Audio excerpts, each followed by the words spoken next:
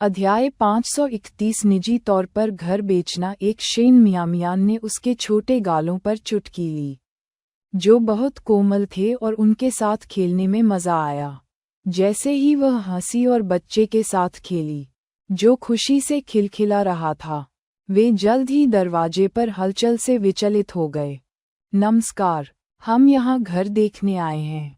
एक आदमी, एक अधेड़ उम्र के जोड़े के साथ, दरवाजे पर खड़ा था और ली शिपिंग से बात कर रहा था। देखो कौन सा घर?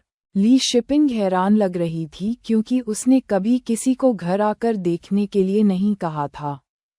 क्या ये घर बिक्री के लिए नहीं होना चाहिए? वह व्यक्ति ली शिपिंग की रुकावट से स्पष्ट रूप से असंतुष्ट था। क्या आप अलग हटेंगे? मुझे अपने ग्राहकों को घर दिखाना है। क्या कोई गलतफहमी हो सकती है? ली शिपिंग ने कहा, मैं घर का मालिक हूँ, लेकिन मैंने कभी नहीं कहा कि मैं इसे बेचना चाहता हूँ। वह अपने माता पिता से दहेज में मिला घर बेचने के बारे में कैसे सोच सकती है? ये लोग बहुत अजीब थे, अचानक घर देखने आ रहे थे। क्या उन्हें ये समझ में नहीं आया कि अतिक्रमण गैरकानूनी था? ये देखते हुए कि ली शिपिंग झूठ नहीं बोल रही है, उस व्यक्ति ने फिर से अपने दस्तावेजों की जांच की। उसका चेहरा काला पड़ गया। उसने कागजों पर लिखी जानकारी उसे दिखाई। यहाँ साफ साफ लिखा है कि यह घर बिक्री के लिए है। घर बेचने के बारे में आपसे किसने संपर्क किया? शेन मियामियान ने पूछा जब वह बच्चे को गोद में लेकर चल रही थी। सर, क्या आप हमें उस व्यक्ति का नाम बता सकते हैं जिसने घर बेचने के लिए आपसे संपर्क किया था? उद्धरण चिन्ह, गु जियानबिन। उस आदमी ने नाम बताया। क्या आप उसे जानते हैं? उसने कहा कि वह यहाँ का मालिक है, जैसा कि उसे संदेह था। शेन मियामियान ने ली शिपिंग की ओर रुख किया और अनभिज्ञता जताई। सिस्टर शिपिंग, क्या आप और आपके पति घर बेचने का इरादा रखते हैं? उद्धरण चिन्ह, गु जियानबिन का नाम सुनकर ली शिपिंग का चेहरा पीला पड़ गया। उसने पहले इसका उल्लेख किया था, लेकिन मैं सहमत नहीं था। मुझे उम्मीद नहीं थी वह वास्तव में घर देखने के लिए किसी को बुलाएगा। घर के बिना वह और उसका बच्चा कहाँ रहेंगे? वह ये बात अपने परिवार को कैसे समझा सकती थी? हालांकि बाहर के आदमी को इसकी कोई परवाह नहीं थी। उनकी बातचीत से यह पता चला कि पति घर बेचने का इरादा रखता है। उसने जबरदस्ती ग्राहकों को इसे देखने के लिए अंदर लाने की कोशिश की। ली शिपिंग डरपोक होने के कारण नहीं जानता था कि उन्हें कैसे रोका जाए और कठोर बोलने से डरता था। स्थिति को देखकर शेन मियामियान ने धीरे से कहा, सर, वह घर की मालिक है। मेरे जीजा को इसे बेचने का कोई अधिकार नहीं है। जैसा कि आप देख सकते हैं, मेरी बहन का भी बेचने का कोई इरादा नहीं है। इसलिए मुझे खेद है, लेकिन हम आपको घर देखने के लिए अंदर नहीं आने दे सकते। वह आदमी बोलने ही वाला था कि उसके पीछे की महिला खरीदार ने शिकायत करना शुरू कर दिया कि वह अब घर नहीं देखना चाहती। इस घर में संपत्ति विवाद है। अगर मुझे ये पसंद भी आया, तो भी मैं इसे खरीदने की हिम्मत नहीं करूंगी। चलो चलें, हम अब और नहीं देख रहे हैं। खुद एक महिला होने के नाते और एक पति को अपनी पत्नी की पीठ पीछे घर बेचते हुए देखकर उसे गुस्सा आ गया। अगर उसे पता होता कि ऐसा है तो वह घर देखने नहीं आती। वह अंधविश्वासी थी और मानती थी कि घर खरीदते समय फेंग शुई महत्वपूर्ण है।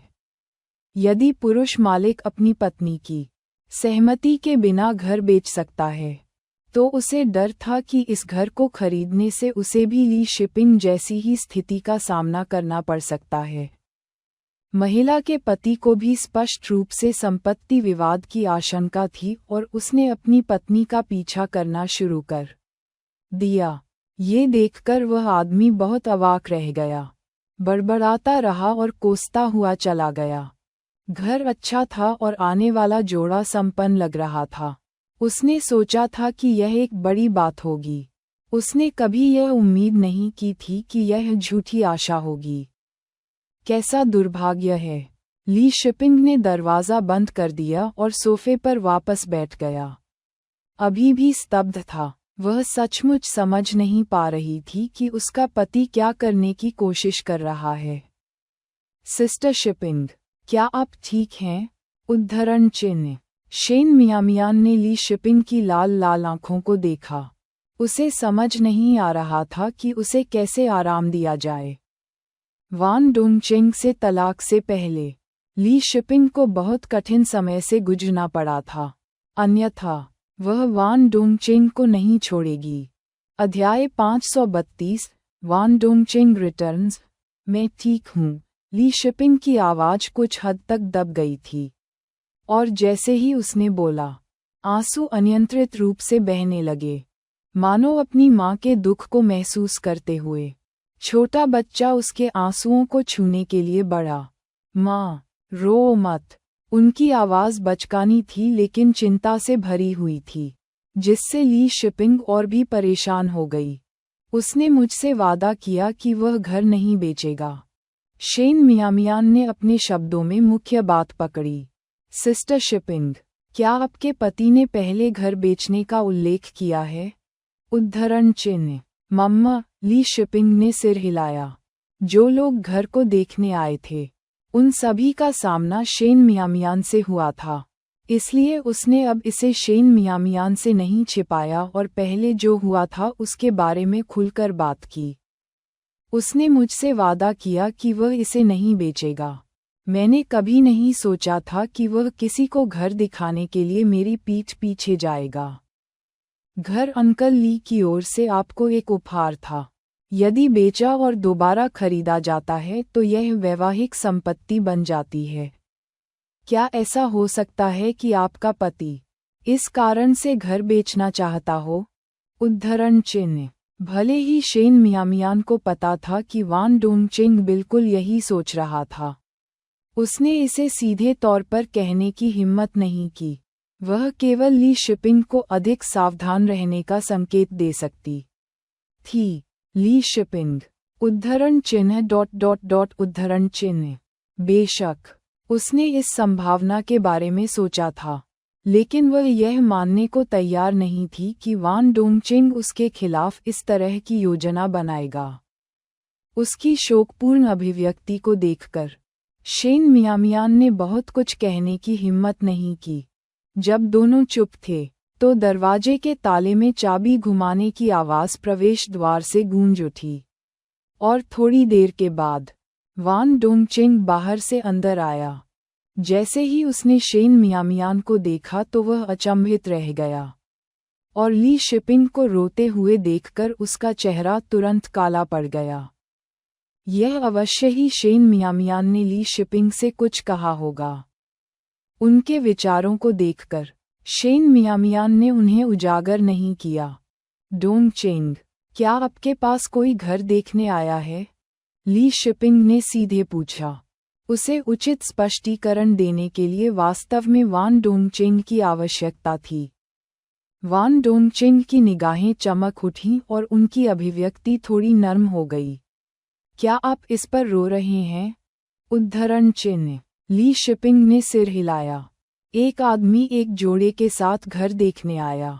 उसने कहा कि आप इसे बेचना चाहते हैं।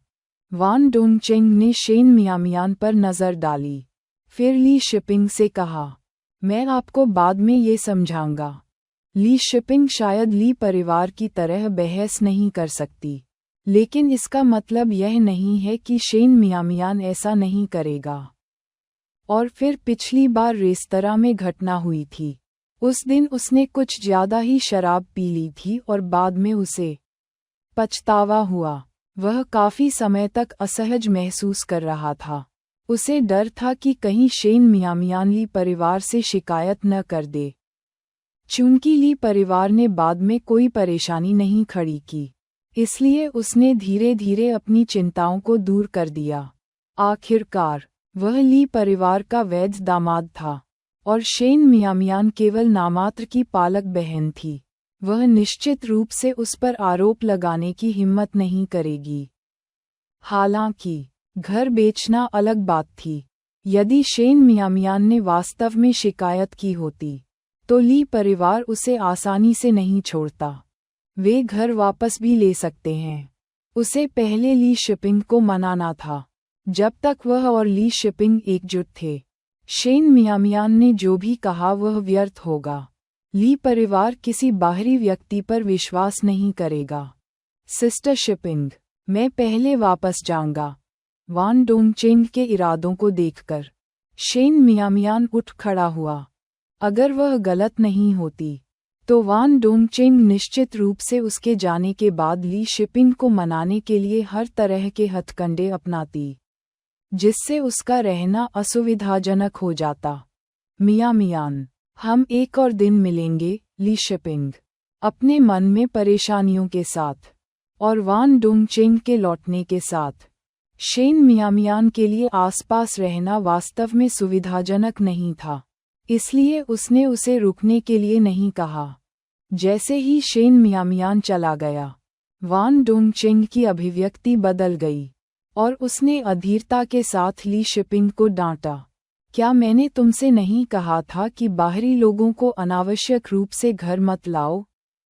तुम किसी को फिर से क्यों ले आए? उद्धरण चिन्ह।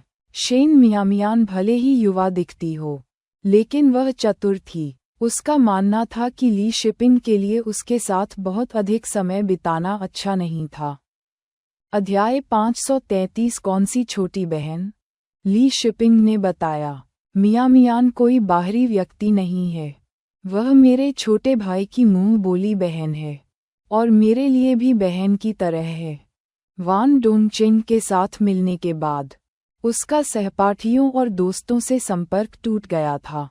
भले ही शेन मियामियान उससे कई साल छोटी थी, फिर भी वह समझदार और आकर्षक थी। दोनों एक ही पड़ोस में रहते थे और जब करने के लिए कुछ नहीं होता तो वे साथ घूम सकते थे। कैसी कसम बहन, वान डोंगचेंग ने तिरस्कारपूर्वक कहा। क्या वह सिर्फ अपने सुंदर चेहरे के कारण आपके भाई से चिपकी नहीं है? उसे बहन कहना अच्छा लगता है, लेकिन कौन जानता है कि वह पर्दे के पीछे क्या कर रही है? डोंगचेंग, तुम ऐसा कैसे बोल सकते हो? ली शिपिंग ने उसे अविश्वसनीय दृष्टि से देखा। शेन मियामियान सिर्फ 16 साल की लड़की थी। वह ऐसी बातें जोर से कैसे कह सकता है? उद्धरण चिन्ह उद्धरण चिन्ह। ये देखते हुए कि ली शिपिंग की अभिव्यक्ति खराब थी, वान डोंगचेंग को लगा कि वह बहुत दूर चला गया है।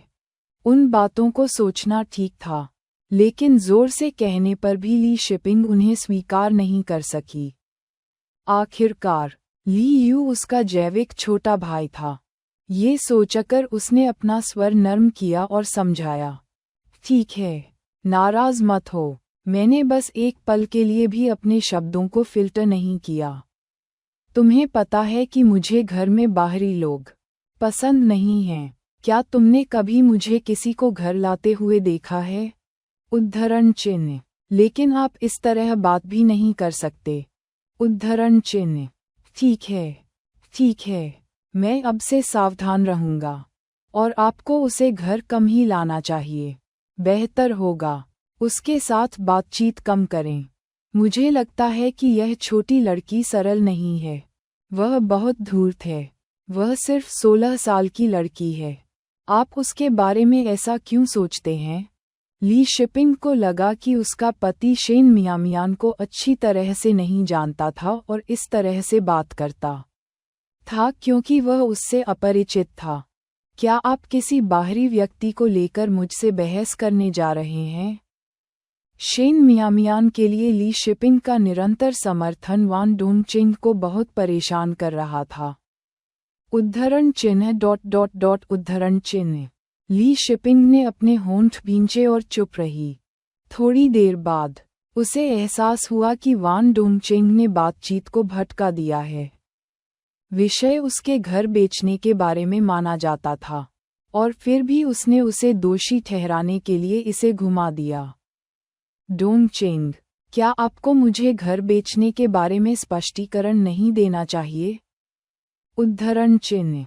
कैसा स्पष्टीकरण? आप बस इसके बारे में बहुत अधिक सोच रहे हैं, वान डोंगचिंग ने लापरवाही से कहा। यह एक रियल एस्टेट एजेंट था जिससे मैंने संपर्क किया था जब मैं पहले घर बेचना चाहता था। फिर मैं इसके बारे में भूल गया और शायद किसी ने घर में दिलचस्पी ली, इसलिए वह उन्हें ले आया। वास्तव में वह उसकी जानकारी के बिना घर बेचने के इरादे से उसकी पीठ पीछे गया था।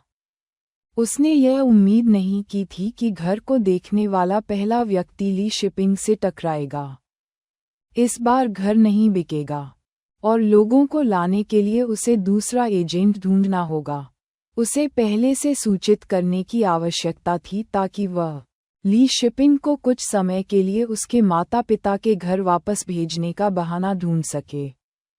क्या सचमुच ऐसा हुआ था? उद्धरण चिन्ह। ली शिपिंग को अपना स्पष्टीकरण उचित लगा और उन्हें थोड़ा बेहतर महसूस हुआ। बेशक यही मामला है, वान डोंगचिंग ने आगे बढ़कर उसे गले लगाया। यह वह वैवाहिक घर है जो आपके माता पिता ने आपको दिया था। अगर मुझे इसे बेचना होता तो मैं निश्चित रूप से पहले आपके साथ इस पर चर्चा करता। ज्यादा चिंता मत करो, ये कहते हुए उसने उसकी नाक पर चुटकी लेते हुए कहा, तुम्हें देखो, तुम पहले से ही एक माँ हो और अभी भी बिना मुझसे पूरी कहानी पूछे रो रही हो। ली शिपिंग अपने आप को रोक नहीं सकी और मुस्कुराई। मुझे लगा कि आप वास्तव में घर बेचने जा रहे हैं। मैं ऐसा नहीं करूँगा। व्यर्थ चिंता करना बंद करो। थोड़ी देर तक स्नेह करने के बाद ली शिपिंग ने मेज पर सूखे बांस के अंकुर देखे और पूछा, मियाँ मियान कुछ जंगली अंकुर लाए हैं। क्या मैं रात के खाने के लिए सुअर के मांस के साथ सूखे बांस के अंकुर को तलकर बनाऊं? उद्धरण चिन्ह। वान डोंगचिंग ने बांस की टहनियों को उपेक्षा की दृष्टि से देखा। ली शिपिंग के लिए ये अच्छी सामग्रियां थीं, लेकिन उनके जैसे ग्रामीण इलाकों में पले बड़े किसी व्यक्ति के लिए ये कुछ खास नहीं थीं। अध्याय 534। मैंने पहले ही बाहर खाना खा लिया है। बस अपने और बच्चे के लिए कुछ बनाओ। वान डोंगचिंग लंबे समय से घर के खाने से थक गया था। उसे दूसरों के साथ बाहर खाना, थोड़ी शराब पीना और हवा में सैर करना पसंद था। दूसरे मिडिल स्कूल में पढ़ाते हुए उसकी काफ़ी लोगों से जान पहचान हो गई थी। जब उन्हें पता चला कि वह ली जूलिन का दामाद है, तो वे हमेशा उसे भोजन पर आमंत्रित करना पसंद करते थे, जिससे उसका घमंड संतुष्ट हो जाता था। तभी ली शिपिंग ने वान डोंगचिंग पर शराब की गंध देखी। उसने कुछ निराशा से कहा, जब भी आपको छुट्टी मिलती है, आप ड्रिंक के लिए बाहर जाते हैं। काफ़ी समय हो गया है जब आप मेरे और बच्चे के साथ अच्छी बातचीत और भोजन के लिए बैठे हैं। सोमवार से शुक्रवार तक उसकी कक्षाएं होती थीं। हमेशा अंदर बाहर भागते रहते थे और वह ये समझती थी, लेकिन सप्ताहांत में भी वह कभी घर नहीं आता था। बस वह और बच्चा घर में पोंछा लगाने के लिए रह गए थे। उन्हें बिल्कुल खालीपन महसूस हो रहा था। तुम्हें लगता है कि मेरे लिए बाहर रहना आसान है? वान डोंगचिंग ने शिकायत की। तुम्हें लगता है कि मैं पीना चाहता हूँ? मैं व्यवसाय करना चाहता हूँ, लेकिन न तो मेरे माता पिता और न ही आप मेरा समर्थन करते हैं। अब मैं पढ़ा रहा हूँ और मैंने अपने दम पर शिक्षक की योग्यता प्राप्त की है। उन वरिष्ठ शिक्षकों को भी लोगों को धमकाना पसंद है। स्कूल में क्या हर दिन उपहास से भरा नहीं होता है? आप घर पर रहते हैं, बच्चे की देखभाल करते हैं, टीवी देखते हैं, आराम से रहते हैं। आपके पास इतनी ऊर्जा है क्योंकि आप काम करने की कठिनाई नहीं जानते हैं। अपने भाषण के बाद ली शिपिंग के पास शब्द नहीं थे। वह जानती थी कि उसके मन में उसके और उसके परिवार के खिलाफ कई शिकायतें थीं, लेकिन यह उसके परिवार की गलती नहीं थी। उसके पति की भी कोई गलती नहीं थी। वह बस यही चाहता था कि उसका जीवन अच्छा हो, लेकिन इसे कड़ी मेहनत से हासिल करना पड़ा। इसके अलावा उनका जीवन बिल्कुल भी बुरा नहीं था। यदि उसका पति जमीन से जुड़ा रहने को तैयार होता तो उसका परिवार मदद करता। वह नहीं जानती थी कि इसे कैसे संप्रेषित किया जाए, क्योंकि वह जानती थी कि एक बार जब उन्होंने ऐसा किया तो ये बहस का कारण बन जाएगा। उसने बेबसी से आह भरी और विषय बदल दिया। मैं खाना बनाती हूँ, आप बच्चे के साथ कुछ समय बिताएं। वान डोंगचेंग ने ली शिपिंग के पैरों के पास खड़े बच्चे को तिरस्कारपूर्वक देखा। उसे लिविंग रूम में अकेले खेलने दो, मैं थक गया हूँ और थोड़ी देर के लिए सोने जा रहा हूँ। उसे कमरे में आकर मुझे परेशान मत करने दो। इतना कहकर वह शयन कक्ष में चला गया। ली शिपिंग उद्धरण चिन्ह उद्धरण चिन्ह। उसने भारी मन से अपनी बेटी को उठाया। बच्चे का व्यवहार अच्छा था, भले ही उसे अकेला छोड़ दिया जाए। वह कुछ समय के लिए लिविंग रूम में खेल सकती है। वह जानबूझकर चाहती थी कि उसका पति अपनी बेटी के साथ समय बिताए, इस उम्मीद से कि उनके पिता बेटी के रिश्ते को बढ़ावा मिलेगा। उसके पति को यह नापसंद था कि उसने बेटी को जन्म दिया है। अब वह 2 साल की हो गई है। वह शायद ही कभी उसे पकड़ना चाहता हो। वह चाहती थी कि उसका पति खुद देख सके कि उनकी बेटी कितनी प्यारी है। लेकिन दुख की बात है कि वह बहुत प्रतिरोधी था। खैर, यह एक धीमी प्रक्रिया होगी। शेन मियामियान ली शिपिंग के घर से लौटा और ऊपर जाने ही वाले हे नान से अचानक टकरा गया। शेन मियामियान ने उनके साथ वान डोंगचेंग के घर बेचने की इच्छा के बारे में साझा किया। हे नान की भौहें थोड़ी सी सिकुड़ गईं। वान डोंगचेंग के इरादे खराब हैं। जितना संभव हो सके उससे अकेले में संपर्क करने से बचने की कोशिश करें। जहां तक ली शिपिंग और वान डोंगचेंग के बीच के मुद्दों की बात है, ये पति पत्नी के बीच का मामला था और उन्हें इसमें हस्तक्षेप करना या निर्णय देना उचित नहीं लगा। शेन मियामियान ने सिर हिलाया और पूछा, क्या हमें ली यू को इस बारे में बताना चाहिए? उद्धरण चिन्ह। उन्होंने नान ने उदासीनता से कहा, मैं उनसे इस बारे में बात करूंगा।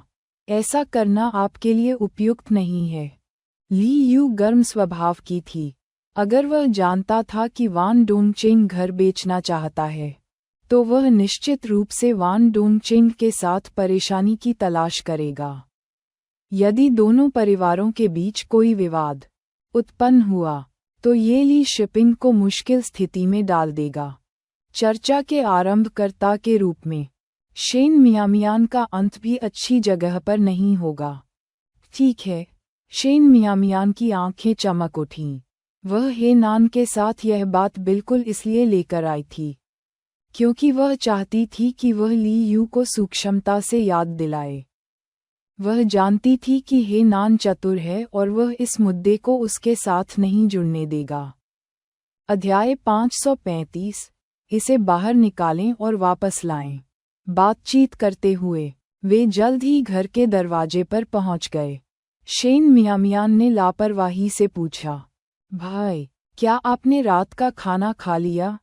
मैं बाद में खाना बनाने जा रहा हूँ। आप हमारे साथ आकर खाना क्यों नहीं खाते? उद्धरण चिन्ह। हे नान की आंखें चमक उठीं। मैं स्नान के बाद आऊँगा। शेन मियामियान खुद के साथ बुरा व्यवहार करने वालों में से नहीं थी। पुनर्जन्म के बाद उसका लक्ष्य अच्छा खाना, अच्छा पीना और अच्छी नींद लेना था।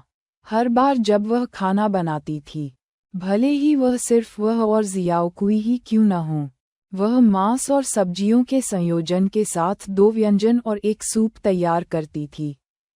वहाँ हे नान के साथ उसने 2 अतिरिक्त व्यंजन बनाए। भाई को अच्छी भूख थी, इसलिए उसने प्रत्येक व्यंजन के लिए पर्याप्त हिस्से तैयार किए। खाना बनाते समय उसकी एक आदत थी, वह तलने से पहले सभी सामग्रियों को काटती, धोती और व्यवस्थित करती थी। जैसे ही पहली डिश कढ़ाई में पहुंची, तभी दरवाजे की घंटी बजी। जियाओकुई के पास एक चाबी थी, इसलिए बाहर उसका भाई ही होगा। वह दरवाज़ा खोलने के लिए लपकी और फिर रसोई में वापस चली गई और दौड़ते हुए चिल्लाई, भाई, सोफे पर बैठो और कुछ टीवी देखो, खाना जल्द ही तैयार हो जाएगा। उन्होंने नान ने धीरे से स्वीकार किया और टेलीविज़न पर समाचार देखना शुरू कर दिया। रसोई से मांस की गंध आती थी और कभी-कभी कोई भी उसके अंदर घूमते हुए की झलक पा सकता था। शेन मियामियान 1.65 मीटर की ऊंचाई तक बढ़ गया था और उसका वजन केवल 90 पाउंड से अधिक था। उसकी छोटी कमर पर जरा भी अतिरिक्त चर्बी नहीं थी और यहाँ तक कि उसका रूप भी पूरे अंक का हकदार था। हे नान को अचानक एहसास हुआ कि उसके सामने वाली छोटी लड़की धीरे धीरे एक युवा महिला में बदल रही थी। अब वह छोटी लड़की नहीं रही जो केवल एक पतला कोट पहने हुए सर्दियों की गहराई में ठंड से कांपती थी। ऐसी लड़की जैसे मोती झाड़कर चमक उठी, स्कूल में चमकता सितारा बन गई। जब उसने पहले प्यार की चाह में डूबे युवा लड़कों के बारे में सोचा, तो वह अपनी आंखें थोड़ी सी सिकोड़ने से खुद को नहीं रोक सका, जो निश्चित रूप से बुरे इरादों से उसकी चाहत करेंगे। उसकी निगाहों से वन वुल्फ किंग जैसे खतरनाक और दबंग खतरे का संकेत मिला। जब जियाओ कुई ने घर में प्रवेश किया, तो उसने हे नान को लिविंग रूम में बैठा देखा, जिससे ठंडक का आभास हो रहा था।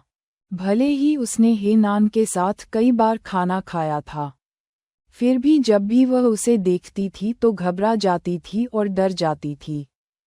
भाई हे नान, उसने अपनी अभिव्यक्ति को स्वाभाविक दिखाने की कोशिश की, लेकिन बोलते ही उसकी आवाज़ ने उसकी भावनाओं को धोखा दे दिया। उन्होंने नान ने अपनी आंखों में ठंडक पर काबू पाया और उदासीनता से जवाब दिया। जियाओ कुई ने अब उसकी ओर देखने की हिम्मत नहीं की और शेन मियामियान को खाना बनाने में मदद करने का बहाना बनाकर वह जल्दी से रसोई में चली गई। उसका दिल डर से धड़क रहा था।